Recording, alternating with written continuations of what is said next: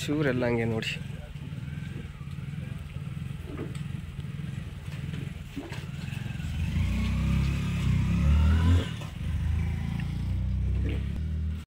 ಇಲಾಖೆನಲ್ಲಿ ಏನಪ್ಪ ಅಂದ್ರೆ ತೋಟಗಾರಿಕೆ ಇಲಾಖೆ ಸಾಕಷ್ಟು ಕಾರ್ಯಕ್ರಮಗಳನ್ನ ಮಡಬಲು ಪಂಚಾಯತಿ ವ್ಯಾಪ್ತಿನಲ್ಲಿ ಬಹುತೇಕ ಎಲ್ಲಾ ಬಂದಂತ ರೈತ ಬಾಂಧವರಿಗೆ ಪಾರದರ್ಶಕವಾಗಿರುವಂತಹ ಸವಲತ್ತನ್ನ ತಗೊಂಡಿದ್ದಾರೆ. ನಾನು ಬಂದೊಂದು ಕೂಡ ತಗೊಂಡಿರೋಂಥವ್ರು. ಹಾಗಾಗಿ ನಮ್ಮ ಇಲಾಖೆನಲ್ಲಿ 2 ಬಹುಮುಖ್ಯ ಸ್ಕೀಮ್ಸ್ಗಳಿದೆ. ಒಂದು ರಾಷ್ಟ್ರೀಯ ತೋಟಗಾರಿಕಾ ಮಿಷನ್ ಯೋಜನೆ ಅಂತ ಒಂದಿದೆ. ಅದರಲ್ಲಿ NHM ಅಂತ ಕರಿತೀವಿ. NHM ಅನ್ನೋದ್ರಲ್ಲಿ ಅಡಿಕೆಗಿಲ್ಲ ಬಾಳೆ, ಏನು ನಾವು ಹಣ್ಣಿನ ಬೆಳೆಗಳಿಗೆ ಅಂದ್ರೆ ಬಾಳೆ ಮತ್ತೆ ತರಕಾರಿ ಬಾಳೆ ಮತ್ತೆ ಆ 2 ಬೆಳೆಗಳಿಗೆ ಹಾಕುವಂತವ್ರಿಗೆ ನಾವು ಇಲಾಖೆ ಸ್ಕೀಮ್ಸ್ ಅಲ್ಲಿ ಕೊಡ್ತೀವಿ. ಮತ್ತೆ ಈ ಪೆಪ್ಪರ್ಗೂ ಕೂಡ ಕೊಡ್ತೀವಿ. ಅದರಲ್ಲಿ ಲಿಮಿಟೇಷನ್ಸ್ ಇದೆ. ಅದು ಇಲಾಖೆನಲ್ಲೂ ಕೂಡ NRIs ನಲ್ಲೂ ಕೂಡ ಪೆಪ್ಪರ್ ಬೆಳೆಗೆ ಕೊಡ್ತೀವಿ. ಮತ್ತೆ ಇದು ಇಲಾಖೆ ಡಿಪಾರ್ಟ್ಮೆಂಟ್ ಸ್ಕೀಮ್ಸ್ ಅಲ್ಲೂ ಕೊಡ್ತೀವಿ. ಇದು ರಾಷ್ಟ್ರೀಯ ತೋಟಗಾರಿಕಾ ಮಿಷನ್ ಯೋಜನೆ ಅಂತ. ಇದರಲ್ಲಿ ಸಹಾಯಧನದ ಪ್ರಮಾಣ NRIs ಗಿಂತ ಕಡಿಮೆ ಇರ್ತದೆ. ಅದು ಪೆಪ್ಪರ್ನ ಸ್ವಂತ ಯಾರು ದೊಡ್ಡ ಹಿಡುವಳಿದಾರರಾಗಿರ್ತಾರೆ ಅಂತವ್ರು ಹಾರ್ಟಿಕಲ್ಚರ್ ಕ್ರಾಪ್ ನ ಪೆಪ್ಪರ್ ಬೆಳೆನ ಹಾಕೊಂಡ್ರೆ ಅಥವಾ ಬಾಳೆನ ಹಾಕೊಂಡ್ರೆ ಮತ್ತೆ ತರಕಾರಿನ ಬೆಳೆ ಮಾಡಿದ್ರೆ ಮತ್ತೆ ತರಕಾರಿ ಬೆಳೆ ಮಾಡಿದಂತವ್ರಿಗೆ ಮತ್ತೆ ಇದು ತರಕಾರಿ ವೆಜಿಟಬಲ್ ಈ ಎಲ್ಲಾ ಬೆಳೆಗಳಿಗೂ ಕೂಡ ನಮ್ಮಲ್ಲಿ ಅದು ಇಲಾಖೆ ಸ್ಕೀಮ್ಸ್ ಅಲ್ಲಿ ಕೊಡ್ತೀವಿ. ಅದು ನಮ್ಮಲ್ಲಿ ಮೇಜರ್ ಆಗಿ NHM ಅಂತ ಇರುವಂತದ್ದು ಒಂದು ಸ್ಕೀಮ್. ಮತ್ತೆ ಜೊತೆಗೆ ಕೇಂದ್ರ ಪುರಸ್ಕೃತವಾದಂತ ಯೋಜನೆ ಅಂತದ್ದು ಹನಿ ನೀರಾವರಿ ಅಂತ ಹೇಳ್ತೀವಿ. ಈ ಹನಿ ನೀರಾವರಿನಲ್ಲಿ ಏನ್ ಹಾರ್ಟಿಕಲ್ಚರ್ ಬೆಳೆ ಯಾವುದಪ್ಪ ಬಹುಮುಖ್ಯವಾಗಿ ಈ ಭಾಗದಲ್ಲಿ ಅಡಿಕೆ ಮತ್ತೆ ಕಾಳ್ಮೆಣಸು, ತೆಂಗು ಮತ್ತೆ ಸಪೋಟೊ, ಮಾವು ಮತ್ತೆ ಇನ್ ಯಾವುದೇ ಏಲಕ್ಕಿ ಆಗಿರ್ಬೋದು, ದಾಲ್ಚಿನ್ನಿ ಆಗಿರ್ಬೋದು, ಏನು ತೋಟಗಾರಿಕಾ ಬೆಳೆಗಳಿಗೆ ಸಂಬಂಧಪಟ್ಟಂತ ಎಲ್ಲಾ ತೋಟಗಾರಿಕಾ ಬೆಳೆಗಳಿಗೆ ನಾವು 90% ಸಬ್ಸಿಡಿನ ಕೊಡ್ತೀವಿ ಈ ಸರಿ. ಅಂದ್ರೆ ಕಳೆದ ವರ್ಷ ಎಷ್ಟಿತ್ತಪ್ಪ ಅಂದ್ರೆ ಹನಿ ನೀರಾವರಿನ ಮಾಡ್ಕೊಂಡ್ರೆ 75% ಇತ್ತು. 75% ಹನಿ ನೀರಾವರಿ ಇತ್ತು. ಈ ಸರಿ 90% ಆಗಿದೆ. ಆಮೇಲೆ ಇದರಲ್ಲಿ ದೊಡ್ಡ ಹಿಡುವಳಿದಾರರು, ಸಣ್ಣ ಹಿಡುವಳಿದಾರರು ಅಂತ ಯಾವುದೇ ರೀತಿಯಾದಂತ ನಿಯಮ ಇಲ್ಲ. ಎಲ್ರಿಗೂ ಕೂಡ SC ST ಮತ್ತೆ ಸಾಮಾನ್ಯ ವರ್ಗದವರಿಗೆ ಎಲ್ರಿಗೂ ಕೂಡ 90% ಸಬ್ಸಿಡಿ ಇದೆ. ಇದು ಡ್ರಿಪ್ ಇರಿಗೇಷನ್. ಆದ್ರೆ ಒಂದು ಕಂಡೀಷನ್ಸ್ ಇದೆ, ನೀವು ಎಲ್ಲರೂ ಕೂಡ ಏನಪ್ಪಾ ಅಂದ್ರೆ ಜೆಟ್ ಮಾಡ್ತೀವಿ ಮತ್ತೆ ಶುಂಠಿಗೂ ಕೂಡ ಕೊಡ್ತೀವಿ. ಅದರಲ್ಲಿ ನಿಮ್ಗೆ ಏನಪ್ಪಾ ಅಂದ್ರೆ ಲ್ಯಾಟ್ರಲ್ ಪೈಪ್ ನ ಹೇಳ್ಕೋಬೇಕು. ಲ್ಯಾಟ್ರಲ್ ಪೈಪ್ ಅಂದ್ರೆ ಯಾವ್ದು ಹೇಳ್ತಿರ್ತೀರಿ, ಈ ಕಪ್ಪು ಪೈಪ್ ಬರ್ತದಲ್ಲ ಆ ಕಪ್ಪು ಪೈಪ್ ನಲ್ಲಿ ಮಾಡಿಸ್ಕೊಳ್ಳುವಂಥದ್ದು ಕಡ್ಡಾಯ. ಇದು ನಾವು ಡ್ರಿಪ್ ನಲ್ಲಿ ಬಹುಮುಖ್ಯವಾದಂತ ಯೋಜನೆ. ಯಾಕೆಂದ್ರೆ ನೀವು ಈ ಕಾಫಿ ಹಾಕಿರ್ತೀರಾ, ಕಾಫಿ ಒಳಗೆ ಕಾಳ್ಮೆಣಸು ಇರ್ತದೆ. ಸಾಮಾನ್ಯವಾಗಿ ಕಾಫಿಗೆ ಅದು ಡಿಫ್ರೆನ್ಸ್ ರೈತರಿಗೆ ಗೊತ್ತಿದೆ. ಯಾವ ಟೈಮ್ ನಲ್ಲಿ ನೀರು ಕಡಿಮೆ ಆಗ್ಬೇಕು ಅನ್ನೋದು ತಮ್ಗೆ ಗೊತ್ತಿರ್ತದದು. ನೀವೇನಾದ್ರೂ ಕೂಡ ಒಂದು ಲೈನ್ ಅನ್ನ ಪೆಪ್ಪರ್ಗೆ ಮಾಡಿಸ್ಕೊಂಡ್ರೆ ಅದೇ ಲೈನ್ಗೆ ಬೇಕಾದ್ರೆ ಕಾಫಿಗೆ ನೀವು ಎಳ್ಕೋಬಹುದು. ಯಾವುದೋ ನಿಮ್ಮ ಇದು ಡ್ರಿಪ್ಪರ್ ಅಂತ ಬರ್ತೀವಲ್ಲ ಅದನ್ನ ರಿಮೂವ್ ಮಾಡ್ಕೊಂಡ್ ಬೇಕಾದ್ರೆ ಯುಟಿಲೈಸ್ ಮಾಡ್ಕೋಬಹುದು. ಇದು ನಮ್ಮಲ್ಲಿ ಬಹುಮುಖ್ಯವಾದಂತ ಒಂದು ಯೋಜನೆ. ಯಾವುದೋ ಹನಿ ನೀರಾವರಿ ಏನಪ್ಪಾ ಅಂದ್ರೆ ಆಮೇಲೆ ಕಂಡೀಷನ್ಸ್ ಏನಂದ್ರೆ ನೀವು ಸ್ವತಃ ತಂದು ಮಾಡ್ಕೊಳ್ಳೋಗಿಲ್ಲ. ಸ್ವತಃ ಏನಾಗ್ತಾ ಇರ್ತಾರ, GST ಬಿಲ್ ತಂದಿರ್ತೀರಿ. ನೀವು ಆ GST ಬಿಲ್ ನ ತಂದು ನೀವು ಯಾವ್ದೋ ಡ್ರಿಪ್ ಮೆಟೀರಿಯಲ್ ನ ತಗೊಬಂದು ಮಾಡ್ಕೊಂಡಿದ್ರೆ ಅದಕ್ಕೆ ನೀವು ಡ್ರಿಪ್ ನ ಮಾಡ್ಕೊಂಡಿದ್ಕೆ ಸಬ್ಸಿಡಿ ಕೊಡಲ್ಲ. ನಾವು ಕಡ್ಡಾಯವಾಗಿ ಯಾರು ಸರ್ಕಾರದಿಂದ ಅನುಮೋದಿತವಾದಂತ ಕಂಪನಿಗಳ ಮುಖಾಂತರನೇ ಡ್ರಿಪ್ ಮಾಡ್ಕೋಬೇಕು. ಇದು 100% ರೈತರಿಗೆ ಒಂದು ಬಹುಮುಖ್ಯವಾದಂತ ಇಂಪಾರ್ಟೆಂಟ್. ಯಾಕೆಂದ್ರೆ ನೀವ್ ಏನ್ ಮಾಡ್ತೀರಿ ರೈತರು ಅಂದ್ರೆ ಯಾರೋ ಲ್ಯಾಟ್ರಲ್ ಪೈಪ್ ಮಾಡ್ತಾ ಇರ್ತಾರೆ, ಅವ್ರ ಹತ್ರ ಹೋಗಿ ತಂದು ಇನ್ಸ್ಟಾಲೇಷನ್ ಮಾಡ್ಕೊಂಡ್ರೆ ಅಥವಾ ನಾವೇ ಸ್ವತಃ ತಂದು ಹಾಕೊಂಡಿದೀವಿ ಅಂದ್ರೆ ಡ್ರಿಪ್ಗೆ ಸಬ್ಸಿಡಿ ಕೊಡುವಂಥದ್ದು ಇಲ್ಲ. ಇದು ನಮ್ಮಲ್ಲಿ NRIs ಎಂತದ್ದು ಡ್ರಿಪ್ ಹಾರ್ಟಿಕಲ್ಚರ್ ಒಂದು ಡ್ರಿಪ್ದು. ನೆಕ್ಸ್ಟ್ ಇನ್ನೊಂದು ಇತ್ತೀಚೆಗೆ ಹೊಸದಾಗಿ ಒಂದು ಯೋಜನೆನ ಪರಿಚಯ ಮಾಡ್ತಾರೆ, ಸೋಲಾರ್ ಪಂಪ್ ಸೆಟ್ ಅಂತ ಹೇಳ್ತೀವಿ. ಸೋಲಾರ್ ಪಂಪ್ ಸೆಟ್ ಅಂದ್ರೆ ಏನಪ್ಪಾ ಅಂದ್ರೆ ಏನು ಸೌರಶಕ್ತಿಯ ಸಹಾಯದಿಂದಾಗಿ ನಾವೇನು ಬೋರ್ವೆಲ್ ಅನ್ನ ಕನೆಕ್ಟ್ ಮಾಡಿ ಬೋರ್ವೆಲ್ ಅಲ್ಲಿ ನೀರನ್ನು ಸ್ಪ್ರೇ ಮಾಡೋ ಸೋಲಾರ್ ಪಂಪ್ ಸೆಟ್ ಅನ್ನೋ ಒಂದು ಯೋಜನೆ ಪರಿಚಯಿಸಿದ್ರೆ. ಈ ಸೋಲಾರ್ ಪಂಪ್ ಸೆಟ್ ಅಲ್ಲಿ ಏನಪ್ಪಾ ಅಂದ್ರೆ 2 ರೀತಿಯಾದಂತ ಬರ್ತದೆ. ಒಂದು 3 HP ಮತ್ತೆ 5 HP. 3 HP solar pump set ನ ರೈತರು ಇದರಲ್ಲಿ ಕೊಳವೆ ಬಾವಿ ಬೇಕಾದ್ರೂ ಕೂಡ ನೀವು ಸೋಲಾರ್ ನ ಮಾಡಿಸ್ಕೋಬಹುದು. ಮತ್ತೆ ಕೃಷಿ ಹೊಂಡ ಮಾಡಿರ್ತಲ್ಲ, ಕೃಷಿ ಹೊಂಡಕ್ಕೆ ಬೇಕಾದ್ರೂ ಮಾಡಿಸ್ಬೋದು. ಮತ್ತೆ ಕೆರೆ ಬಾವಿ ಅಂದ್ರೆ ಓಪನ್ ವೆಲ್ ಇರ್ತಲ್ಲ ಅದಕ್ಕೂ ಕೂಡ ಮಾಡಿಸ್ಕೋಬಹುದು, ಅಥವಾ ಹೊಳೆ ಇದ್ರೂ ಕೂಡ ಮಾಡಿಸ್ಬೋದು. ಎಲ್ಲಾ ನಾವೇನು ನೀರಿನ ಮೂಲವನ್ನ ಹುಡುಕಿ ಅಂದ್ರೆ ನೀರನ್ನ ಉಪಯೋಗಿಸ್ಕೊಳ್ಳುವಂತ ಒಂದು ಸಾಧನವನ್ನು ಬಳಸ್ಕೊಂಡ್ರೆ ಅದರಲ್ಲಿ ಸೋಲಾರ್ ಪಂಪ್ ಸೆಟ್ಗೆ ನಾವು 3 HP ಮಾಡಿದ್ರೆ 1 ಲಕ್ಷ ರೂಪಾಯಿ ಸಬ್ಸಿಡಿ. 3 HP ನ ಸೋಲಾರ್ ಪಂಪ್ ಸೆಟ್ ಅನ್ನ ಮಾಡಿಸಿದ್ರೆ 1 lakh subsidy. 5 HP solar pump set ಅನ್ನ ಮಾಡಿಸ್ಕೊಂಡ್ರೆ 1.5 ಲಕ್ಷ ಸಬ್ಸಿಡಿ. ನಿಮ್ಗೆ ಟೋಟಲಿ ಎಷ್ಟು ಖರ್ಚಾಗ್ತದಪ್ಪ ಅಂದ್ರೆ ಇದಕ್ಕೆ 2.5 ಲಕ್ಷ ಖರ್ಚಾಗ್ತದೆ. 2.5 ಲಕ್ಷ 3 HP ಖರ್ಚಾಗ್ತದೆ. 5 HP ಗೆ 3.5 ಲಕ್ಷ ಖರ್ಚಾಗ್ತದೆ. ನಾವು ಕೊಡುವಂತದ್ದು ಏನಪ್ಪಾ ಅಂದ್ರೆ ಸಬ್ಸಿಡಿ 1 ಲಕ್ಷ ರೂಪಾಯಿ ಸೋಲಾರ್ಗೆ 3 HP ನ ಮಾಡ್ಕೊಂಡಿದ್ಕೆ ಸಬ್ಸಿಡಿ. ಇದರಲ್ಲೂ ಕೂಡ 2 ಪ್ಯಾಟರ್ನ್ ಇದೆ. ಒಂದು ಫುಲ್ ಅಮೌಂಟ್ ಕಟ್ಟಿ ನೀವು ಮಾಡಿಸ್ಕೊಂಡ್ರೆ ಸಬ್ಸಿಡಿ ಅಮೌಂಟ್ ನಿಮ್ಗೆ ಅಂದ್ರೆ ರೈತರಿಗೆ ಬರ್ತದೆ.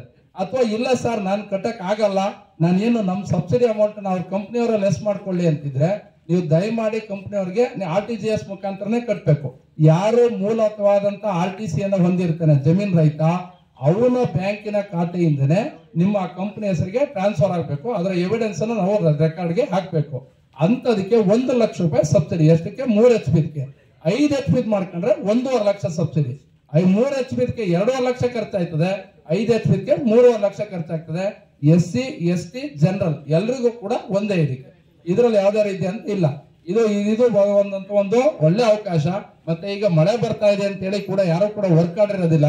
ವರ್ಕ್ ಆರ್ಡರ್ ಕೊಡ್ತಾ ಇದೀವಿ ಅಂದ್ರೆ ಲಿಮಿಟೆಡ್ ಇರ್ತದೆ. ಯಾಕಂದ್ರೆ ಟಾರ್ಗೆಟ್ ಅಂತ ಹೇಳ್ತಾರೆ ಲಿಮಿಟ್ ಇರ್ತದೆ. ಯಾರು ರೈತ ಬಾಂಧವರು ಕೂಡ ಆಸಕ್ತಿ ಇದ್ರೆ ದಯಮಾಡಿ ಅದರಲ್ಲಿ ನಿಮ್ಗೆ ಏನಪ್ಪಾ ಅಂದ್ರೆ ಲ್ಯಾಟ್ರಲ್ ಪೈಪ್ ನ ಹೇಳ್ಕೋಬೇಕು. ಲ್ಯಾಟ್ರಲ್ ಪೈಪ್ ಅಂದ್ರೆ ಯಾವ್ದು ಹೇಳ್ತಿರ್ತೀರಿ, ಈ ಕಪ್ಪು ಪೈಪ್ ಬರ್ತದಲ್ಲ, ಆ ಕಪ್ಪು ಪೈಪ್ ನಲ್ಲಿ ಮಾಡಿಸ್ಕೊಳ್ಳುವಂಥದ್ದು ಕಡ್ಡಾಯ. ಇದು ನಾವು ಡ್ರಿಪ್ ನಲ್ಲಿ ಬಹುಮುಖ್ಯವಾದಂತ ಯೋಜನೆ. ಯಾಕಂದ್ರೆ ನೀವು ಈ ಕಾಫಿ ಹಾಕಿರ್ತೀರಾ, ಕಾಫಿ ಒಳಗೆ ಕಾಳು ಮೆಣಸು ಇರ್ತದೆ. ಸಾಮಾನ್ಯವಾಗಿ ಕಾಫಿಗೆ ಅದು ಡಿಫ್ರೆನ್ಸ್ ರೈತರಿಗೆ ಗೊತ್ತಿದೆ. ಯಾವ ಟೈಮ್ ನಲ್ಲಿ ನೀರು ಕಡಿಮೆ ಆಗ್ಬೇಕು ಅನ್ನೋದು ತಮ್ಗೆ ಗೊತ್ತಿರ್ತದದು. ನೀವೇನಾದ್ರೂ ಕೂಡ ಒಂದು ಲೈನ್ ಅನ್ನ ಪೆಪ್ಪರ್ಗೆ ಮಾಡಿಸ್ಕೊಂಡ್ರೆ ಅದೇ ಲೈನ್ಗೆ ಬೇಕಾದ್ರೆ ಕಾಫಿಗೆ ನೀವು ಎಳ್ಕೋಬಹುದು. ಯಾವುದೋ ನಿಮ್ಮ ಇದು ಡ್ರಿಪ್ಪರ್ ಅಂತ ಬರ್ತೀವಲ್ಲ ಅದನ್ನ ರಿಮೂವ್ ಮಾಡ್ಕೊಂಡ್ ಬೇಕಾದ್ರೆ ಯುಟಿಲೈಸ್ ಮಾಡ್ಕೋಬಹುದು. ಇದು ನಮ್ಮಲ್ಲಿ ಬಹುಮುಖ್ಯವಾದಂತ ಒಂದು ಯೋಜನೆ. ಯಾವುದೋ ಹನಿ ನೀರಾವರಿ. ಹನಿ ನೀರಾವರಿ ಏನಪ್ಪಾ ಅಂದ್ರೆ ಆಮೇಲೆ ಕಂಡೀಷನ್ಸ್ ಏನಂದ್ರೆ ನೀವು ಸ್ವತಃ ತಂದು ಮಾಡ್ಕೊಳ್ಳೋಗಿಲ್ಲ. ಸ್ವತಃ ಏನಾಗ್ತಾ ಇರ್ತಾರ, GST ಬಿಲ್ ತಂದಿರ್ತೀರಿ. ನೀವು ಆ GST ಬಿಲ್ ಅನ್ನ ತಂದು ನೀವು ಯಾವ್ದೋ ಡ್ರಿಪ್ ಮೆಟೀರಿಯಲ್ ನ ತಗೊಬಂದು ಮಾಡ್ಕೊಂಡಿದ್ರೆ ಅದಕ್ಕೆ ನೀವು ಡ್ರಿಪ್ ನ ಮಾಡ್ಕೊಂಡಿದ್ದಕ್ಕೆ ಸಬ್ಸಿಡಿ ಕೊಡಲ್ಲ. ನಾವು ಕಡ್ಡಾಯವಾಗಿ ಯಾರು ಸರ್ಕಾರದಿಂದ ಅನುಮೋದರಾಗಿರ್ತಾರೆ, ಅನುಮೋದಿತವಾದಂತ ಕಂಪನಿಗಳ ಮುಖಾಂತರನೇ ಡ್ರಿಪ್ ಮಾಡ್ಕೋಬೇಕು.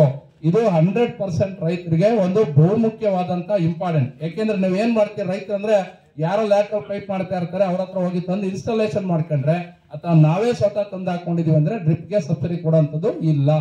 ಇದು ನಮ್ಮಲ್ಲಿ NRI ಎಂತದ್ದು ಡ್ರಿಪ್ ಹಾರ್ಟಿಕಲ್ಚರ್ ಒಂದು ಡ್ರಿಪ್ದು. ನೆಕ್ಸ್ಟ್ ಇನ್ನೊಂದು ಇತ್ತೀಚೆಗೆ ಹೊಸದಾಗಿ ಒಂದು ಯೋಜನೆಯನ್ನ ಪರಿಚಯ ಮಾಡ್ತಾರೆ, ಸೋಲಾರ್ ಪಂಪ್ ಸೆಟ್ ಅಂತ ಹೇಳ್ತೀವಿ. ಸೋಲಾರ್ ಪಂಪ್ ಸೆಟ್ ಅಂದ್ರೆ ಏನಪ್ಪಾ ಅಂದ್ರೆ ಏನು ಸೌರಶಕ್ತಿಯ ಸಹಾಯದಿಂದಾಗಿ ನಾವೇನು ಬೋರ್ವೆಲ್ ಅನ್ನ ಕನೆಕ್ಟ್ ಮಾಡಿ ಬೋರ್ವೆಲ್ ಅಲ್ಲಿ ನೀರನ್ನು ಸ್ಪ್ರೇ ಮಾಡೋ ಸೋಲಾರ್ ಪಂಪ್ ಸೆಟ್ ಅನ್ನೋ ಒಂದು ಯೋಜನೆ ಪರಿಚಯಿಸಿದ್ರೆ. ಈ ಸೋಲಾರ್ ಪಂಪ್ ಸೆಟ್ ಅಲ್ಲಿ ಏನಪ್ಪಾ ಅಂದ್ರೆ 2 ರೀತಿಯಾದಂತ ಬರ್ತದೆ. ಒಂದು 3 HP ಮತ್ತೆ 5 HP. 3 HP solar pump set ನ ರೈತರು ಇದರಲ್ಲಿ ಕೊಳವೆ ಬಾವಿ ಬೇಕಾದ್ರೂ ಕೂಡ ನೀವು ಸೋಲಾರ್ ನ ಮಾಡಿಸ್ಕೋಬಹುದು. ಮತ್ತೆ ಕೃಷಿ ಹೊಂಡ ಮಾಡಿರ್ತಲ್ಲ, ಕೃಷಿ ಹೊಂಡಕ್ಕೆ ಬೇಕಾದ್ರೂ ಮಾಡಿಸ್ಬೋದು. ಮತ್ತೆ ಕೆರೆ ಬಾವಿ ಅಂದ್ರೆ ಓಪನ್ ವೆಲ್ ಇರ್ತಲ್ಲ ಅದಕ್ಕೂ ಕೂಡ ಮಾಡಿಸ್ಕೋಬಹುದು, ಅಥವಾ ಹೊಳೆ ಇದ್ರೂ ಕೂಡ ಮಾಡಿಸ್ಬೋದು. ಎಲ್ಲ ನಾವೇನು ನೀರಿನ ಮೂಲವನ್ನ ಹುಡುಕಿ ಅಂದ್ರೆ ನೀರನ್ನ ಉಪಯೋಗಿಸ್ಕೊಡುವಂತ ಒಂದು ಸಾಧನವನ್ನು ಬಳಸ್ಕೊಂಡ್ರೆ ಅದರಲ್ಲಿ ಸೋಲಾರ್ ಪಂಪ್ ಸೆಟ್ಗೆ ನಾವು 3 HP ಮಾಡಿದ್ರೆ 1 ಲಕ್ಷ ರೂಪಾಯಿ ಸಬ್ಸಿಡಿ. 3 HP ನ ಸೋಲಾರ್ ಪಂಪ್ ಸೆಟ್ ಅನ್ನ ಮಾಡಿಸಿದ್ರೆ 1 lakh subsidy. 5 HP solar pump set ಅನ್ನ ಮಾಡಿಸ್ಕೊಂಡ್ರೆ 1.5 ಲಕ್ಷ ಸಬ್ಸಿಡಿ. ನಿಮ್ಗೆ ಟೋಟಲಿ ಎಷ್ಟು ಖರ್ಚಾಗ್ತದಪ್ಪ ಅಂದ್ರೆ ಇದಕ್ಕೆ 2.5 ಲಕ್ಷ ಖರ್ಚಾಗ್ತದೆ. 2.5 lakh 3 HP ಖರ್ಚಾಗ್ತದೆ, 5 HP 3.5 lakh ಖರ್ಚಾಗ್ತದೆ. ನಾವು ಕೊಡುವಂತದ್ದು ಏನಪ್ಪಾ ಅಂದ್ರೆ ಸಬ್ಸಿಡಿ 1 ಲಕ್ಷ ರೂಪಾಯಿ ಸೋಲಾರ್ಗೆ 3 HP ನ ಮಾಡ್ಕೊಂಡಿದ್ದಕ್ಕೆ ಸಬ್ಸಿಡಿ. ಇದರಲ್ಲೂ ಕೂಡ 2 ಪ್ಯಾಟರ್ನ್ ಇದೆ. ಒಂದು ಫುಲ್ ಅಮೌಂಟ್ ಕಟ್ಟಿ ನೀವು ಮಾಡಿಸ್ಕೊಂಡ್ರೆ ಸಬ್ಸಿಡಿ ಅಮೌಂಟ್ ನಿಮ್ಗೆ ಅಂದ್ರೆ ರೈತರಿಗೆ ಬರ್ತದೆ. ಅಥವಾ ಇಲ್ಲ ಸರ್ ನಾನು ಕಟ್ಟಕ್ ಆಗಲ್ಲ, ನಾನೇನು ನಮ್ ಸಬ್ಸಿಡಿ ಅಮೌಂಟ್ ನಾವು ಕಂಪ್ನಿಯವರ ಲೆಸ್ ಮಾಡ್ಕೊಳ್ಳಿ ಅಂತಿದ್ರೆ ನೀವು ದಯಮಾಡಿ ಕಂಪ್ನಿಯವ್ರಿಗೆ RTGS ಮುಖಾಂತರನೇ ಕಟ್ಟಬೇಕು. ಯಾರು ಮೂಲತವಾದಂತ RTC ಅನ್ನ ಹೊಂದಿರ್ತಾನೆ ಜಮೀನ್ ರೈತ, ಅವನ ಬ್ಯಾಂಕಿನ ಖಾತೆಯಿಂದನೇ ನಿಮ್ಮ ಕಂಪನಿ ಹೆಸರಿಗೆ ಟ್ರಾನ್ಸ್ಫರ್ ಆಗಬೇಕು. ಅದರ ಎವಿಡೆನ್ಸ್ ಅನ್ನು ನಾವು ರೆಕಾರ್ಡ್ಗೆ ಹಾಕ್ಬೇಕು. ಅಂತದಕ್ಕೆ 1 ಲಕ್ಷ ರೂಪಾಯಿ ಸಬ್ಸಿಡಿ. ಎಷ್ಟಕ್ಕೆ? 3 HP. 5 HP ಮಾಡ್ಕೊಂಡ್ರೆ 1.5 ಲಕ್ಷ ಸಬ್ಸಿಡಿ. 3 HP 2.5 ಲಕ್ಷ ಖರ್ಚಾಯ್ತದೆ, 5 HP 3.5 ಲಕ್ಷ ಖರ್ಚಾಗ್ತದೆ. SC ST ಜನರಲ್ ಎಲ್ರಿಗೂ ಕೂಡ ಒಂದೇ ಇದಕ್ಕೆ, ಇದ್ರಲ್ಲಿ ಯಾವ್ದೇ ರೀತಿ ಅಂತ ಇಲ್ಲ. ಇದು ಒಂದು ಒಳ್ಳೆ ಅವಕಾಶ. ಮತ್ತೆ ಈಗ ಮಳೆ ಬರ್ತಾ ಇದೆ ಅಂತ ಹೇಳಿ ಕೂಡ ಯಾರು ಕೂಡ ವರ್ಕ್ ಆರ್ಡರ್ ಇರೋದಿಲ್ಲ. ವರ್ಕ್ ಆರ್ಡರ್ ಕೊಡ್ತಾ ಇದೀವಿ ಅಂದ್ರೆ ಲಿಮಿಟೆಡ್ ಇರ್ತದೆ. ಯಾಕಂದ್ರೆ ಟಾರ್ಗೆಟ್ ಅಂತ ಹೇಳ್ತಾರೆ ಲಿಮಿಟ್ ಇರ್ತದೆ. ಯಾರು ರೈತ ಬಾಂಧವರು ಕೂಡ ಆಸಕ್ತಿ ಇದ್ರೆ ದಯಮಾಡಿ ಲಿಮಿಟ್ ಇರ್ತದೆ. ದಯಮಾಡಿ ನೀವು ಬೇಕಾದ್ರೆ ಜನವರಿಗೆ ಇನ್ಸ್ಟಾಲೇಷನ್ ಮಾಡಿಸ್ಕೊಡಿ, ಅಪ್ಲಿಕೇಶನ್ಸ್ ಕೊಡಿ. ಯಾಕಂದ್ರೆ ಅಪ್ಲಿಕೇಶನ್ ಮಾಡಿ ವರ್ಕ್ ಆರ್ಡರ್ ತಗೊಂಡ್ರೆ ಏಪ್ರಿಲ್ 1ನೇ ತಾರೀಕಿಂದ ಮಾರ್ಚ್ 31ರವರೆಗೆ 1 ವರ್ಷ ಆರ್ಥಿಕ ವರ್ಷದ ಅದರ ವ್ಯಾಲ್ಯೂ ಇರ್ತದೆ. ಹಂಗಾಗಿ ದಯಮಾಡಿ ರೈತ ಬಾಂಧವರು ಯಾರು ಕೂಡ ಸೋಲಾರ್ ಪಂಪ್ ಸೆಟ್ ಅನ್ನ ಮಾಡ್ಕೊಳ್ಳಿಕ್ಕೆ ಆಸಕ್ತಿ ಇದ್ರೆ ಅದನ್ನ ಮಾಡ್ಕೊಳ್ಳುವಂತ ಒಂದು ಪ್ರಯತ್ನವನ್ನ ಮಾಡಬಹುದು. ಇನ್ನ ಡ್ರಿಪ್ ಇರಿಗೇಷನ್ಸ್ ಇರ್ತದೆ, ಅದನ್ನು ಕೂಡ ಮಾಡಬಹುದು. ಮತ್ತೆ 3ನೇದು ಏನಪ್ಪಾ ಅಂತಂದ್ರೆ ನಮ್ಮಲ್ಲಿ ಡ್ರಿಪ್ ಇರಿಗೇಷನ್ಸ್ ಮತ್ತೆ ಯಾಂತ್ರೀಕರಣ, ಕೃಷಿಯಲ್ಲಿ ಯಾಂತ್ರೀಕರಣ ಅಂತ ಹೇಳ್ತೀವಿ. ಏನು ರೈತರ ಆಧುನಿಕವಾದಂತ ತಂತ್ರಜ್ಞಾನಗಳನ್ನ ಬಳಸ್ಕೊಂಡು ಕೃಷಿಯನ್ನ ಮಾಡ್ಲಿಕ್ಕೆ ಅದು ಕೂಡ ಒಂದು ಅವಕಾಶ ಇರ್ತದೆ. ಇದಕ್ಕೆ ನೀವು ಯಾವುದೇ ಯಂತ್ರಗಳನ್ನ ಖರೀದಿ ಮಾಡಿದ್ರೆ ಹಾರ್ಟಿಕಲ್ಚರ್ಗೆ ಸಂಬಂಧಪಟ್ಟಂತ ಅಥವಾ ತೋಟಗಾರಿಕೆ ಬೆಳೆಗಳಿಗೆ ಸಂಬಂಧಪಟ್ಟಂತ ಎಲ್ಲಾ ಯಂತ್ರ ಖರೀದಿ ಮಾಡಬಹುದು. ಉದಾಹರಣೆ ವೇಟ್ ಕಟರ್ ಖರೀದಿ ಮಾಡಬಹುದು, ಚೈನ್ಸ ಖರೀದಿ ಮಾಡಬಹುದು, ಆಮೇಲೆ ಚೈನ್ಸ ಜೊತೆಗೆ ಡ್ರಿಗ್ಗರ್ ಅಂತ ಹೇಳ್ತೀವಿ, ಗುಂಡಿ ತೆಗಿತೀವಲ್ಲ ಆ ಮಿಷಿನ್ ಖರೀದಿ ಮಾಡಬಹುದು, ಮತ್ತೆ ಸ್ಪ್ರೇಯರ್ ತಗೋಬಹುದು ನೀವು, ಮತ್ತೆ ಇನ್ನು ಯಾವುದೋ ಮರ ಹಾಕ್ತಿವಲ್ಲ ಏಣಿ, ಆ ಏಣಿನ ತಗೋಬಹುದು. ಇನ್ನೊಂದು ರೋಟ್ ಅಂತ ಹೇಳ್ತಿರಲ್ಲ, ಅದು ಅಡಿಕೆಯನ್ನು ಸುಲಿಯುವಂಥದ್ದು, ಮತ್ತೆ ಕಾಳ್ಮೆಣ್ ಅದಕ್ಕೂ ಕೂಡ ಅಪ್ರೂವಲ್ ಆಗಿದೆ, ಅದಕ್ಕೂ ಕೂಡ ತಗೋಬಹುದು. ಮತ್ತೆ ಅಡಿಕೆ ಸುಲಿಯೋ ಮಿಷಿನ್ಸ್ ಬೇಕಾದ್ರೂ ತಗೋಬಹುದು, ಮತ್ತೆ ಟ್ರ್ಯಾಕ್ಟರ್ ಬೇಕಾದ್ರೂ ತಗೋಬಹುದು, ಟಿಲ್ಲರ್ ಬೇಕಾದ್ರೂ ತಗೋಬಹುದು. ನೀವು ಯಾವುದೇ ಯಂತ್ರಗಳನ್ನ ತಗೊಳ್ಳಿ, ಅಂದ್ರೆ ಅವೆಲ್ಲವೂ ಕೂಡ ತೋಟಗಾರಿಕೆ ಬೆಳೆಗಳಿಗೆ ಸಂಬಂಧಪಟ್ಟಂತ ಎಲ್ಲಾ ಯಂತ್ರ ಖರೀದಿ ಮಾಡಿದ್ರೆ ಶೇಕಡವಾದಂತ ಜನರಲ್ ಅವರಿಗೆ 40% ಸಬ್ಸಿಡಿ. ನೀವೇನ್ GST ಬಿಲ್ ಅನ್ನ ತರ್ತೀರಿ ಅದರಲ್ಲಿ 40% ಸಬ್ಸಿಡಿ, SC ST ಗೆ 50% ಸಬ್ಸಿಡಿ, ಮತ್ತೆ ಮಹಿಳೆಯರ ಹೆಸರಲ್ಲಿ RTC ಇದ್ರೆ ಅವರಿಗೆ ಕೂಡ 50% ಸಬ್ಸಿಡಿ. ಇದು ನಮ್ಮಲ್ಲಿರುವಂತದ್ದು ಒಂದು ಬಹುಮುಖ್ಯವಾದಂತಹ ಯೋಜನೆ. ಈ 3 ಯೋಜನೆಗಳು ಮೇಜರ್ ಆಗಿರ್ತವೆ. ಇನ್ನು ಸಣ್ಣ ಪುಟ್ಟ ಕಾರ್ಯಕ್ರಮಗಳು ಕೂಡ ಇರ್ತದೆ. ಇನ್ನು NRIG ಬಗ್ಗೆ ತಮಗೆ ಗೊತ್ತಿದೆ, ನೀವು NRIG ನಲ್ಲಿ ಗ್ರಾಮ ಪಂಚಾಯತಿನ ಸೇರಿಸಿ ಅಪ್ರೂವಲ್ ಆಗಿದ್ರೆ ಅದನ್ನು ಕೂಡ ಅನುಷ್ಠಾನವನ್ನ ಮಾಡ್ತೀವಿ. ಹಂಗಾಗಿ ನಿಮ್ಮಲ್ಲಿ ಯಾವ್ದಾದ್ರು ಕೂಡ ಹಾರ್ಟಿಕಲ್ಚರ್ಗೆ ಇದೆ ಅಂತ ಸಮಸ್ಯೆ ಇದ್ರೆ ಅಥವಾ ಡೌಟ್ ಇದ್ರೆ ಹೇಳಿ.